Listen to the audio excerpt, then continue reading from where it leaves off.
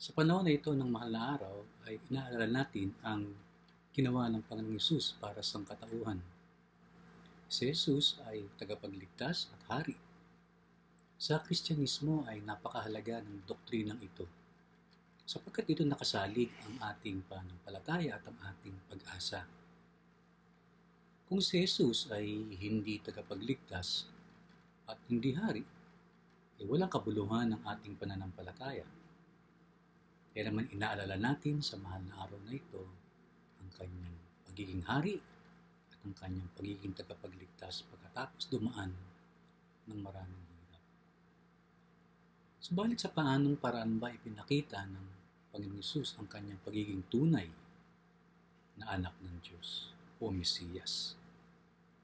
Paano ba ito isinalarawan ng ilang sumulat ng Ebanghelyo? Paging si Pablo. At ano sinasabi nito patungkol sa ating pagsunod kay Jesus at pamumuhay bilang kanyang mga disipulo, partikular na sa krisis na ating hinaharap sa mga panahon ito? Ang Ebanghelyo ni Marcos ang aking napili na pagkuhanan ng pagbubulay-bulay natin sa oras na ito. Ang Ebanghelyo ni Marcos ay may angkop na pagkasalarawan sa kung ano ang ibig sabihin na si Jesus ay hari at tagapagligtas. At mamaya ay makikita natin ang kahalagahan nito sa krisis na mayroon ng Pilipinas kasama ng ibang bansa tungkol sa COVID-19 pandemic. Habang nakatuon ang puso ng papunta sa Jerusalem at doon ay harapin ang kanyang kamatayan, ay sinabi ni Jesus ang mga salitang ito sa kanyang mga alagad. Basahin ko po. Alam nyo na ang itinuturing na pinuno ng mga hintil ay namumuno bilang mga Panginoon sa kanila at ang kagustuhan ng mga nasa kapangyarihan ang siyang nasusunod. Ngunit hindi ganyan ang dapat umiral sa inyo. Sa halip, ang sino man sa inyo na nais maging dakila ay dapat maging lingkod ninyo.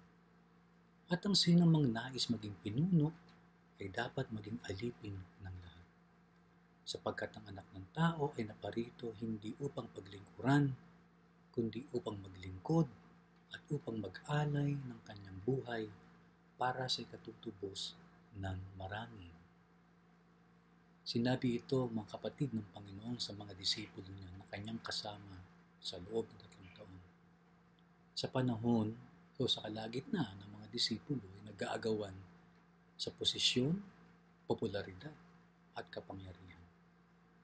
Ito ang kanilang pinag-uusapan habang ang Panginoon Hesus ay buong puso nag-iisip ng kanyang gagawin patungo sa Jerusalem at harapin ang kanyang kamatayan. Sinabi ni Jesus na ang tanging daan upang ang isang tao ay maging dakila o dakilain ay walang iba kundi ang daan ng paglilingkod, hindi para sa sarili, kundi para sa iba. Hindi ito maintindihan o naintindihan ng mga alagad sapagkat iba ang konsepto nila sa pagiging Mesiyas ni Jesus. Pangalawa, ay nakahulma sa prinsipyo ng paligid nila ng panahon nila, partikular na sa Imperyo Romano, ang ibig sabihin ng kapangyarihan, ng posisyon. Sa panahon na yon, ang paggamit ng kapangyarihan at posisyon ng imperyo ay para gapihin ang mahihina at sakupin ang mga tao. Pero ang sukdulan ng pagpakita ni Jesus ng kanyang mga alagad o sa kanyang mga alagad kung ano ang ibig sabihin ng pagiging anak ng Diyos ay ang pag-alay mismo ng kanyang buhay sa krus ng Kalbaryo. Ito ang pinaka-ultimatum ng pagtuturo o pagkapakita ni Jesus. Ano ba ang ibig sabihin na maging anak ng Diyos na may kapangyarihan mula sa Diyos? At habang nakabayubay ang sugat ng katawan ni Jesus sa krus, isang kawal ng Romano ay nakatitig sa kanya. Sa ganitong salaysay, sinabi ni Marcos ang pangyayaring ito. Sumigaw ng malakas si Jesus at pagkatapos ay nalagutan ng hininga. At napunit sa gitna ang tabing ng templo mula sa itaas hanggang sa ibaba. Nakatayo sa harap ng krus ang opisyal na mga kawal. Nang makita kung paano namatay si Jesus, sinabi niya, tunay ngang anak ng Diyos ang taong ito. Mga kapatid, sa bibig po ng isang kawal Romano at hindi sa bibig ng mga disipulo ni Jesus nanggaling ang katagang anak ng Diyos. Si Jesus ang tunay na anak ng Diyos. Ang nakamamangha ay ang akto ng pag-alay ng buhay ni Jesus doon sa krus. Nakilala kung sino si Jesus bilang isang anak ng Diyos, ang Mesiyas at tagapagligtas. Ito ang isang mahalagang katuruan na mayroon ng Ebanghelyo ni Marcos, na ang kapangyarihan ang pinakamabisang paraan ng paggamit ng kapangyarihan ay ang paglilingkod. At ito ang bagay na hindi maintindihan ng mga disipulo at marahil hindi rin maintindihan ng maraming tao. Akala nila ang kapangyarihan at posisyon ng isang pribilehiyo na gawin ang gusto nilang gawin, masunod ang gusto nilang pinapagawa. Sabalit tulad ng Panginoon Hesus na sinabi sa kanyang mga alagad, hindi kayo dapat tumulad sa ganyan. Siguro magandang tanong natin ganito, nasaan si Jesus sa gitna ng krisis na mayroon tayo ngayon? Nasaan siya na anak ng Diyos at tagapagligtas? Maaring mismong tayong mga anak ng Diyos ay nagtatanong, nasaan ang ating tagapagligtas?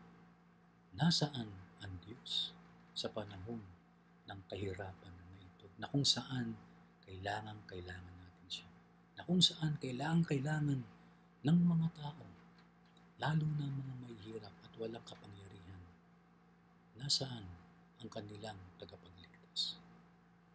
Alam niyo, maraming ebanghelikong Kristiyano na nagsasabi na ito ang pagkakataon ng bawat simbahan upang ipangaral ang ebanghelyo ng kaligtasan.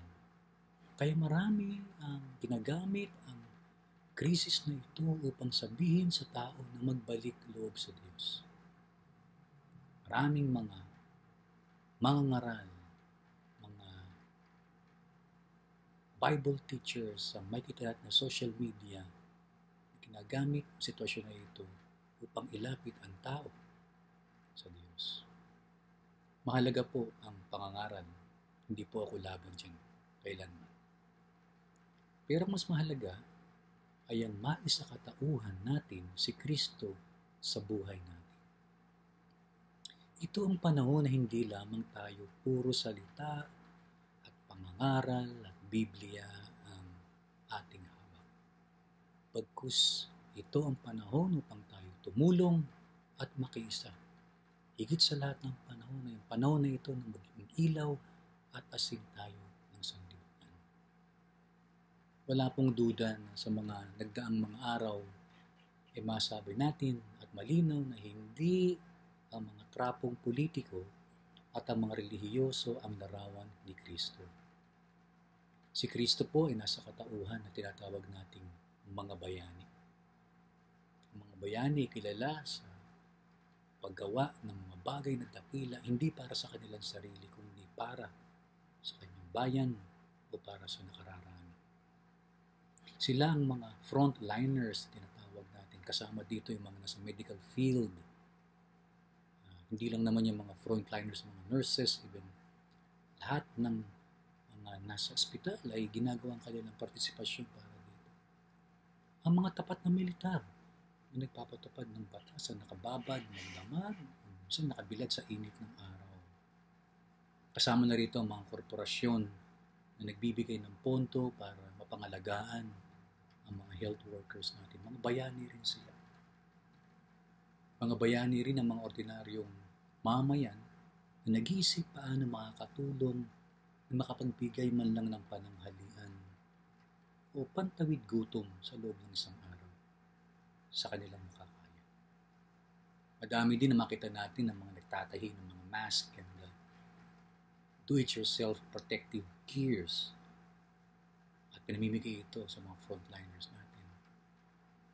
Kasama rin sa mga bayani at nakakamangha ang ilang mga simbahan, universidad at eskwelahan na nagbukas ng kanilang gusali upang gawing panuluyan para sa mga persons under investigation o PUI.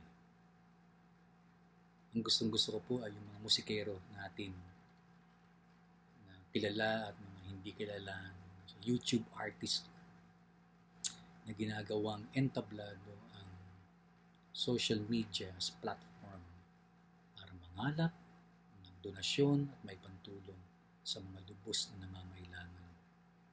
Mga awit nilang nagbibigay ng kaparatagan sa puso. Mga awit ng nagbibigay ng damdamin at pag-iisip at kalakasan ng loob upang pagtagumpayan ang ganitong krisis. Sila po ang mga bayani. Sa kanila natin nakikita si Kristo.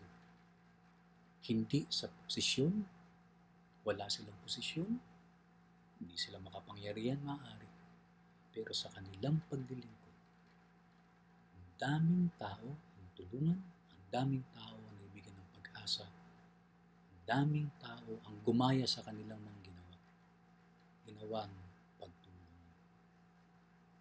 Kaya po hindi may kakaila na ang mga maliliit na paglilingkod ng mga tao ay nagsilbing inspirasyon at kalakasan ng sambayanan.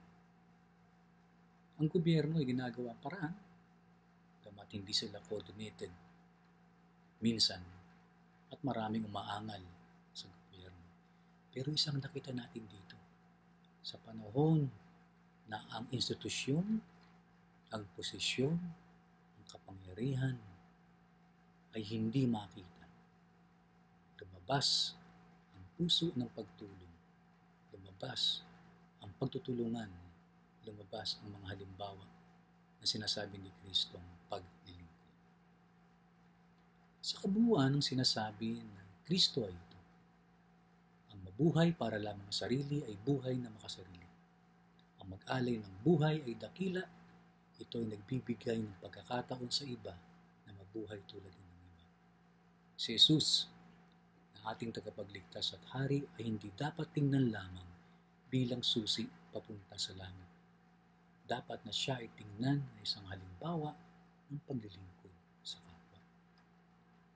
Sa akin po palagay mga kapatid, marami tayong dapat suriin sa ating buhay ngayong mahal na araw. Well, sarado ang mga resorts, sarado ang bakasyonan. Kaya sa isang banda ay nakabuti sapagkat sa panahon ng mahal na araw, may panahon ng mga Pilipino na magnilay-nilay.